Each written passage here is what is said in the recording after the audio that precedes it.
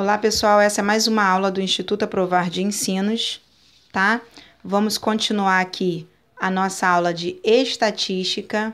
Hoje vamos falar aqui sobre tabela de frequência absoluta e relativa, tá? Ainda vamos continuar com a análise dos dados dessa tabela. Foram 20 alunos de uma escola, da quinta série dessa escola, que foi retirada uma amostra das idades desses alunos. Essas idades foram organizadas em tabelas, em rol, né? E tem aqui idades de 10, 11, 12, 13, 14 e 15 anos. Esses dados, essas idades, foram organizadas nessa primeira tabela aqui, que estão os dados, certo? A quantidade de vezes que esses dados aparecem, nós colocamos aqui na tabela de frequência simples, ou FI, tá? Então, por exemplo, o número 10, ele aparece 2 vezes na tabela.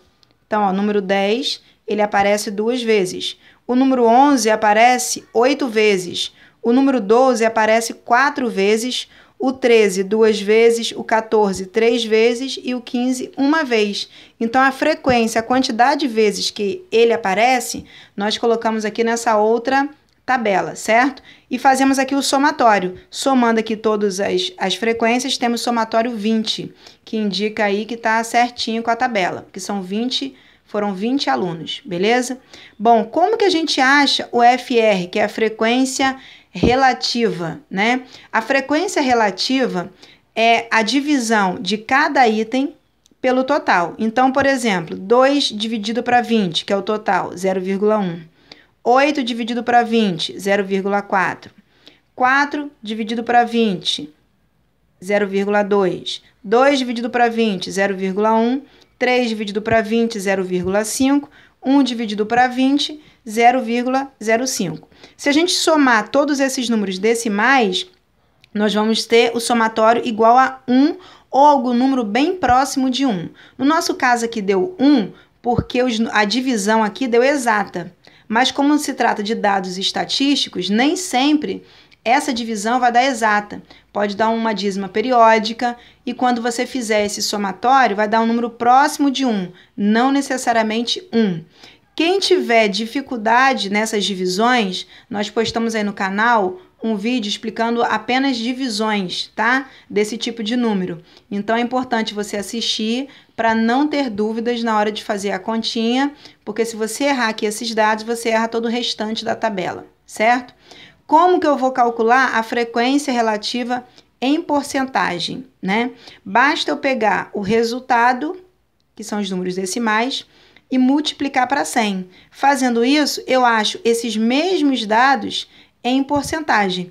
Para eu fazer a multiplicação para 100, eu não preciso fazer cada número vezes 100, tá? Eu posso, por exemplo, aqui, 0,1. 0,1 vezes 100, eu posso colocar aqui, ó, andar 2 casas decimal a partir da vírgula, que vai dar 10, 10%. 0,4 vezes 100, 40%. 0,2 vezes 100, 20% e assim por diante. Somando essas porcentagens, vai dar 100% ou um número bem próximo de 100%. Como eu falei, né? Se o número aqui não for exato, aqui não vai dar exato, nem aqui vai dar exato, mas tem que dar um número bem próximo, tá? Então, eu consigo analisar esses dados em porcentagem.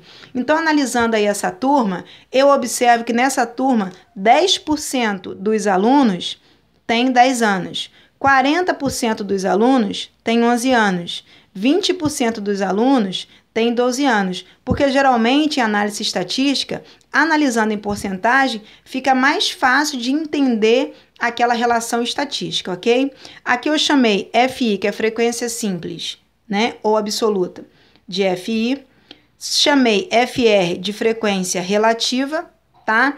Quando você vai estudar esses dados, pode ser que lá apareçam outras simbologias, mas eu usei essa porque eu acho mais simples, ok? No próximo vídeo, vamos analisar esses dados aí no gráfico.